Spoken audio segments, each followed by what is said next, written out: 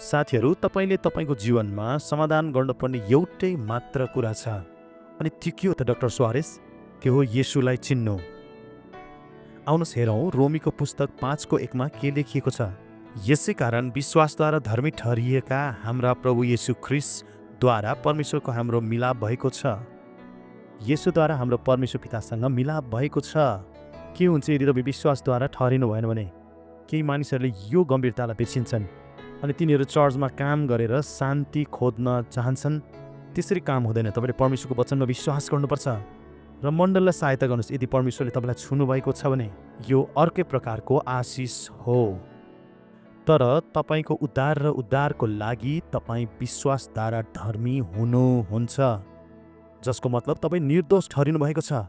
जसरी न्यायाधीशले आफ्नो गिला हान्छ र भन्छ तिमी निर्दोष छौ, किनभने तपाईँले त्यो गल्ती गरेको होइन, अनि तपाईँ रुन सुरु गर्नुहुन्छ र प्रभुलाई हृदयदेखि धन्यवाद दिन थाल्नुहुन्छ। के भए प्रार्थना गरौँ साथीभाइहरू?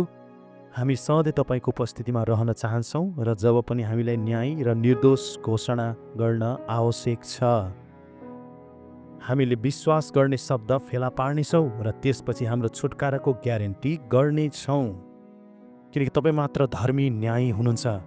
अब म तपाईँको नाउँमा मसँग प्रार्थना गर्ने सबैलाई आशिष दिन्छु र म दुष्टलाई भन्छु, दुष्ट यो जीवनलाई जान दे येशूको नाउँमा। प्रभुले तपाईँलाई आशिष दिउन्।